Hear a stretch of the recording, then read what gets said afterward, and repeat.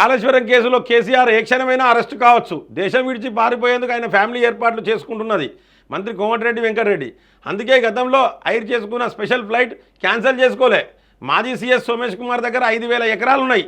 Assembly సమావేశాల్లో బండారం బయట పెడతామని ప్రకటన. ఇక చూడండి కోమటిరెడ్డి అని ఇది మంచిగా చూపించవే, ఇది కొంచెం జూము చేసి ఈ వార్త చూపించాలి. ఇది హైలైట్ వార్త. ఇది ఉన్ని ఇంకొక హైలైట్ వార్త ఏంటంటే రాసలీలలు బాల్క సుమన్ రాసలీలలు ఆ ఎమ్మెల్యేలో ఉన్నాడు కదా, ఆయన బయట పెడతానన్నాడు, ఆయన కూడా బయట పెట్టాలి. ఈ రెండు హైలైట్ వార్తలు ప్రజలందరూ గుర్తుపెట్టుకోవాలి. వీటి గురించి మనం కంపల్సరీ మళ్ళీ ఫాలోఅప్ చేయాలి. చూడండి కేసీఆర్ అంటే ఏ క్షణమైనా అరెస్ట్ కావచ్చట.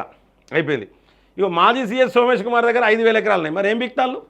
5,000 ఎకరాలు ఉంటే ఇవాటి వరకు ఎంటిక కూడా బీకలేదా? ఏం బిక్తారు?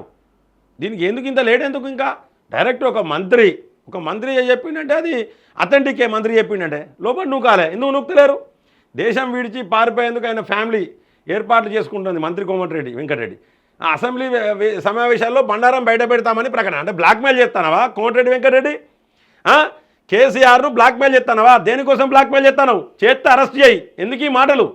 అంటే వీళ్ళు బ్లాక్మెయిల్ చేస్తాను, బీఆర్ఎస్ను బ్లాక్మెయిల్ చేస్తారు. దేనికి ఆశపడు? సెటిల్మెంట్ చేసుకోవడానికి.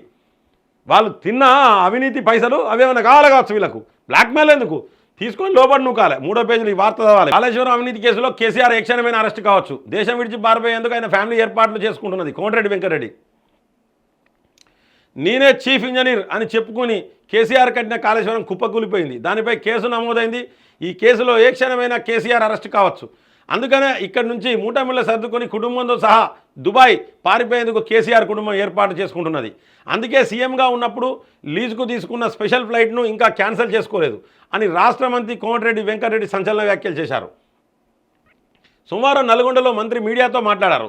రూపాయలు 1,00,000 కోట్లతో కట్టిన కాళేశ్వరం ప్రాజెక్టు ప్రపంచంలోని పెద్ద వింత అని కేసీఆర్ చెప్పుకున్నారని, నిజంగానే అది 3 ఏళ్లలో కూలిపోయి వింత అనిపించుకున్నదని ఎద్దేవా చేశారు. Very good. పూర్ణగిరిలో బీఆర్ఎస్కు డిపాజిట్ రాదు. ఇవన్నీ ఎందుకు ముచ్చట్లు సోది? అంటే నువ్వు ఎన్నికల కోసం ఇది మాట్లాడతావు. ఈ కాళేశ్వరం అవినీతి కేసులో అరెస్ట్ అవుతాడని. అయినా కాళేశ్వరం అవినీతిలా ఎందుకు అరెస్ట్ చేయలేదని సెంట్రల్ అడిగినావు. నువ్వు అరెస్ట్ చేయాల్సింది నువ్వే కదా. మరి సెంట్రల్ని ఎట్లా బదనాం చేసినావు? కేంద్రాన్ని ఎందుకు బదనాం చేసిరు మీరు? అప్పుడు కాళేశ్వరం కేసులో కేంద్రం అనేది వీళ్ళని అరెస్ట్ చేస్తలేరని ఎందుకు కేంద్రాన్ని, భారతీయ జనతా పార్టీని ఎందుకు బదనాం చేసిర్రు? అరెస్ట్ చేయాల్సింది రాష్ట్ర ప్రభుత్వం, మీకు తెలుసు క్లియర్గా. ఇవాళ బయటకు వచ్చారు మీరు. ఇప్పుడు బ్లాక్మెయిల్ చేస్తున్నారు. ఆయన మీద 5,000 ఎకరాలనే అంటే సిఎస్ సోమేష్ కుమార్ మీద మరి అరెస్ట్ ఎందుకు చేస్తలేరు? అంటే బ్లాక్మెయిల్ చేస్తున్నారు. 5,000 ఎకరాలలో మరి మీరు ఏమన్నా ఆశిస్తానులా? మరి ఏమైనా సెటిల్మెంట్లు చేసుకోవాలి, మీ దగ్గర రావాలని చెప్పేసి ఏమైనా చేస్తానులా? ఇది వన్ టైప్ ఆఫ్ పెద్ద బ్లాక్మెయిల్. కాంగ్రెస్ బ్లాక్మెయిల్కు పాల్పడుతుంది. Clear cut. ఇలా భువనగిరిలో బీఆర్ఎస్కు డిపాజిట్ రాదు. రెవెన్యూ శాఖతో పాటు కీలకమైన ఇరిగేషన్, మున్సిపల్, ఆర్థిక శాఖలన్నీ తన కొడుకు అల్లుడి వద్ద పెట్టుకొని అంతగా ప్రాధాన్యం లేని శాఖలను తలసాని శ్రీనివాస్ యాదవ్, ఇంద్రకరణ్ రెడ్డి లాంటి వారికి అప్పగించారని చెప్పారు. హెచ్ఎండిఏ డైరెక్టర్ దగ్గర 5,000 కోట్ల రూపాయల ఆస్తులు బయటపడ్డాయి. సోమేష్ కుమార్ పేరు మీద 5,000 ఎకరాలు ఎట్లా ఉంటాయి? సోమేష్ కుమార్ను కూడా లోపల నూకాలి. ఎందుకు నూకలే? త్వరలో సోమేష్ కుమార్ బండారం కూడా బయటపడుతుంది అనగానే భయపడిగా వెళ్ళ కోమటిరెడ్డి ఎక్కడ ఉంటాడు ఏంది ఆయన అనుచరులు ఎవరో వాళ్ళని పట్టుకొని కోమటిరెడ్డి వెంకటరెడ్డి దగ్గర పోవాలిగా భయపడి ముళ్ళ పట్టుకొని. అంతే కదా. అందుకే బ్లాక్మెయిల్ చేస్తారు. పార్లమెంట్ ఎన్నికల్లో నల్గొండ భువనగిరిలో బీఆర్ఎస్ పార్టీకి డిపాజిట్ కూడా రాకుండామే. ఒకవేళ డిపాజిట్ వస్తే తన పేరు వెంకటరెడ్డే కాదని. మరి ఏం కావాలి? వెంకటరెడ్డి కాకపోతే ఏం పెట్టాలి? అది కూడా చెప్పపోయినావు మరి. ఒకవేళ ఇప్పుడు దీనికి కూడా సిద్ధంగా ఉండాలి ఇక. ఎందుకంటే ఈ అన్ని డైలాగులు, అడ్డమైన డైలాగులు బాగా కొడతారు. బీఆర్ఎస్ పార్టీకి డిపాజిట్ కూడా రాదని, ఒకవేళ డిపాజిట్ వస్తే తన పేరు వెంకటరెడ్డే కాదని. ఏం కావాలి? ఏమని పేరు పెట్టాలి? మరి నా ఇష్టం వచ్చిన పేరు పెడతా వెంకన్నా, నీకు నా ఇష్టం వచ్చిన పేరు పెడతా. ఇక కేసీఆర్ ఈసారి నల్గొండకు వచ్చి మీటింగ్ పెడితే జనాలు మళ్ళీ ఓట్లతోనే కొడతారని, కేసీఆర్ సార్ నల్గొండకు వచ్చి మీటింగ్ పెడితే జనాలు మళ్ళీ ఓట్లతోనే కొడతారని మంత్రి కోమటిరెడ్డి హెచ్చరించారు. మాజీ మంత్రి జగదీష్ రెడ్డి పులి నిద్రలేచింది, త్వరలోనే నల్గొండ వస్తుంది అని అంటున్నాడు. పులి లేదు, పిల్లి లేదు, మొత్తం దుకాణం మూడముళ్ళ చదువుకొని దేశం విడిచి పారిపోయేందుకు కేసీఆర్ ప్లాన్ చేసుకున్నాడు అని మంత్రి చెప్పారు. వాళ్ళు దేశం విడిచి పారిపోయేందుకు ప్రయత్నం చేస్తారు. మరి మీరేం చేస్తారు? చూసుకుంటా కూర్చుంటాలా? మీరు చూసుకుంటా కూర్చుంటాలా అని అడుగుతున్నా నేను. కాబట్టి దయచేసి ప్రజలందరూ కూడా ఖచ్చితంగా దీన్ని గమనించండి. కేసీఆర్ జగన్ కుమ్ముక్కయ్యారు. 2015 జూన్లో జరిగిన కృష్ణా రివర్ మేనేజ్మెంట్ బోర్డు సమావేశంలో 811 టీఎంసీల కృష్ణా నీటిలో తెలంగాణకు 299 టీఎంసీలు, ఏపీకి 512 టీఎంసీల చొప్పున పంచుకునే ఒప్పందంపై కేసీఆర్ సంతకం పెట్టిన సంగతి వాస్తవం కాదా అని వెంకటరెడ్డి ప్రశ్నించారు. కృష్ణా ప్రాజెక్టు నీళ్ల కోసం వెళ్లిన తెలంగాణ రైతుల్ని ఆంధ్ర పోలీసులు కొడుతుంటే ఏపీ సీఎం జగన్మోహన్ రెడ్డి ఇంటికి పిలిచి హైదరాబాద్ బిర్యానీ పెట్టి పంపించిన దుర్మార్గుడు కేసీఆర్ అన్నారు. తెలంగాణ సాగునీటి ప్రాజెక్టులన్నీ జగన్ మనుషులకే కట్టబెట్టాడని, ఇద్దరు కలిసి కుమ్ముక్కై తెలంగాణను నిండా ముంచారని ఆరోపించారు. ఈ ఒక్క మాట అండి, దీని మీద కూడా మాట్లాడాలి మనం. ఇప్పుడు దీని మీద మాట్లాడాలి. ఎందుకంటే వీళ్ళు ప్రజలను ఎంత పిచ్చోళ్ళని చెప్తారంటే, రాజకీయాలు అంటేనే గలీజ్ అనిపిస్తుంది వీళ్ళు మాట్లాడుకునే మాటలు. బీఆర్ఎస్ కాంగ్రెస్ మాట్లాడుకుంటా అంటే రాజకీయాలు అంటేనే చాలా గలీజ్, అంటే గలీజ్ అనిపిస్తుంది. ఇది చూడండి, ఇది ఉన్నది ఈ వార్త. కేసీఆర్ జగన్ కుమ్ముక్కయ్యారు. 2015 జూన్లో జరిగిన కృష్ణా రివర్ మేనేజ్మెంట్ బోర్డు సమావేశంలో 811 టీఎంసీల కృష్ణా నీటిలో తెలంగాణకు 299, ఆంధ్రాకు 512. ఇదంతా కూడా కేసీఆర్ ఒప్పందం చేసుకున్నాడు అంటాను. ఇది వాస్తవం కాదా అంటాడు. సరే వాస్తవం, ఇప్పుడు వాస్తవం అనే రత్తనం. వాస్తవం, మీరు చెప్పింది కరెక్టే, వాస్తవం. ఓకే, అయిపోయింది ఇక్కడికి. ఇక్కడ కృష్ణా ప్రాజెక్టు నీళ్ళ కోసం వెళ్ళిన తెలంగాణ రైతుల్ని ఆంధ్ర పోలీసులు కొడుతుంటే, కృష్ణా ప్రాజెక్టు నీళ్ళ కోసం వెళ్ళిన తెలంగాణ రైతుల్ని ఆంధ్ర పోలీసులు కొడతా అంటే జగన్మోహన్ రెడ్డినట ఇంటికి పిలిపించుకొని ప్యారడైజ్ బిర్యానీ పెట్టిరని, ఏదో బిర్యానీగా హైదరాబాద్ బిర్యానీ పెట్టి పంపించింది దుర్మార్గుడు కేసీఆర్ అన్నాడు. వాస్తవం, అది కూడా వాస్తవమే. నేను ఒక్కటే అడుగుతానా, ఈ మాట షర్మిలతో అనిపిస్తావా? ఈ మాట ఆంధ్రాలో నువ్వు షర్మిలతో అనిపిస్తావా? నీ పార్టీ కాంగ్రెస్ చీపే. ఇదే మాట షర్మిలతో అనిపిస్తావా? అనిపించలేవు నువ్వు. ఎందుకంటే ఎక్కడికి ఏ చెట్టుకు ఆ గొడుగు. ఇక్కడ ఈ మాట ఇక్కడంటేనే వాల్యూ, అక్కడంటే ఏంటంటే రాళ్ళు ఇసిరేస్తారు. అందుకనే ఇవన్నీ ఇంకా చాలుగా సెంటిమెంట్లు కొట్టుడు ఇంకా చాలు. మీరేం చేసిర్రు? ఈ సంగతి పక్కా పెట్టు, ఈ విషయం గురించి పక్కా పెట్టు.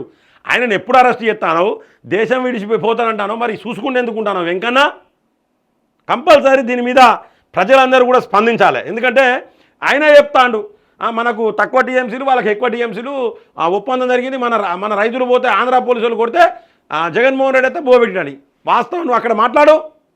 ఆంధ్రాలో ఈ విషయం మాట్లాడతావా? ఆంధ్రాలో నువ్వు పోయి మాట్లాడలేకపోతే షర్మిలతో మాట్లాడియారి.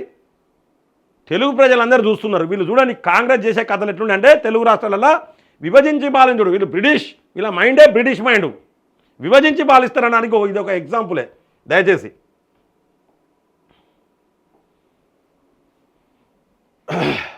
తెలంగాణ సాగునీటి ప్రాజెక్టులని జగన్ మనుషులకే కట్టబెట్టాడని, ఇద్దరు కలిసి కుమ్ముక్కై తెలంగాణను నిండా ముంచారని ఆరోపించారు. తెలంగాణ ప్రాజెక్టులను ఇది కూడా షర్మిలతో అనిపించారు. జగన్మోహన్ రెడ్డి వీళ్ళందరూ కలిసి ఆంధ్రాకు లాభం చేసిర్రు, తెలంగాణను ముంచిర్రు అని చెప్పి అనిపిస్తావా? దయచేసి తెలుగు రాష్ట్ర ప్రజలకు, ఆంధ్ర ప్రజలకు కూడా చెప్తాను, దొంగ మాటలు ఉంటాయి ఈ కాంగ్రెస్ వాళ్ళు. ఇవన్నీ పట్టించుకోవద్దు. ఎందుకంటే మా దగ్గర కేసీఆర్ అవినీతిపరుడే, మేము ఒప్పుకుంటాం. కానీ ఆ అవినీతిపరుని ఈ కాంగ్రెస్ అరెస్ట్ చేయలేదు. రేపు పొద్దుగాల అక్కడ పొద్దున షర్మిల కూడా ఎవరు అవినీతి పాల్పడ్డా కూడా చూసుకుంటూ ఉంటారు. వీళ్ళు కాంగ్రెస్ అంటేనే బ్లాక్మెయిలింగ్, విభజించి పాలించడం, స్కాములు, గూండాయిజం, రౌడీజం, మాఫియా, ఇదంతా కూడా కాంగ్రెస్ అంటేనే. బీఆర్ఎస్ అంటే భూముల కబ్జాలు. ఇది క్లియర్గా గుర్తుపెట్టుకోండి ప్రజలారా.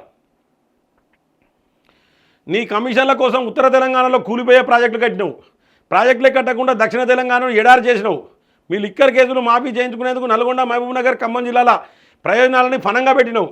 ఇన్ని చేసి ఇంకా 2 లక్షల మందితో నల్గొండలో సభ పెట్టి కృష్ణానదికి నీళ్ళ గురించి మాట్లాడతానని స్టేట్మెంట్ ఇవ్వడం దారుణం అంటూ మంత్రి ఫైర్ అయ్యారు. ఫైర్ అవుట్ ఏం లేదు, ఇదంతా ఒట్టిదే.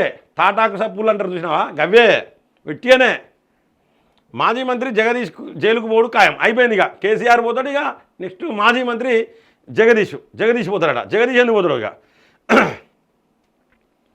చావు తప్పి కన్ను లొట్టబోయినట్టు 2000 ఓట్ల మెజార్టీతో గెలిచిన సూర్యాపేట ఎమ్మెల్యే జగదీష్ రెడ్డి సీఎం రేవంత్ మీద మాట్లాడుతున్నాడు. నేను పదవి చేపట్టిన 2 నెలల్లోనే ఎస్ఎల్బీసీ టన్నెల్ పనులకు రూపాయలు 1500 కోట్ల అడ్మినిస్ట్రేటివ్ శాంక్షన్ చేయించిన, ఎంఆర్పి మెయిన్ కెనాల్ పనులకు రూపాయలు 525 కోట్లతో ప్రతిపాదనలు సిద్ధం చేయించిన, డిండి ప్రాజెక్టు కోసం జిల్లా మంత్రి ఉత్తమ్ కుమార్ రెడ్డి నేను నిరంతరం పనిచేస్తున్నాం. కానీ పనికి మాలిన జగదీష్కు కేసీఆర్ మంత్రి పదవి ఇస్తే అవినీతికి పాల్పడ్డాడు తప్ప ఏనాడు ప్రాజెక్టులను పట్టించుకోలేదు అని ఫైర్ అయ్యారు. ఒకప్పుడు తిండికి లేనోడు యాదాద్రి పవర్ ప్లాంట్లో దోచుకొని నాగారంలో రూపాయలు 50 కోట్లతో ఇల్లు కట్టుకున్నాడు. హైదరాబాద్ పక్కన 80 ఎకరాల్లో ఫామ్ హౌస్ ఏర్పాటు చేసుకున్నాడు. ఈ అవినీతిపై సిట్టింగ్ జడ్జితో విచారణ చేస్తున్నాం, ఆయన జైలు పోక తప్పదు అని మంత్రి హెచ్చరించారు. సిట్టింగ్ జడ్జి ఎప్పుడైతుంది ఇంకన్నా? సిట్టింగ్ జడ్జితోని ఎంక్వైరీ ఎప్పుడైతుంది విచారణ? పోవాలి, ఆయన జైలుకు పోకపోతే మీరు పోయి కూర్చోరు జైల్లో. ఎందుకంటే మా తప్పైంది అని మీరు పోయి కూర్చోవాలి. ఇవన్నీ కూడా గుర్తుంచుకుంటాం. మీరు ఇచ్చిన స్టేట్మెంట్లు ఇవి ప్రతిదీ స్టేట్మెంట్ కూడా మేము గుర్తుంచుకుంటాం. దయచేసి ఇది కూడా చాలా ఇంపార్టెంట్ వార్త.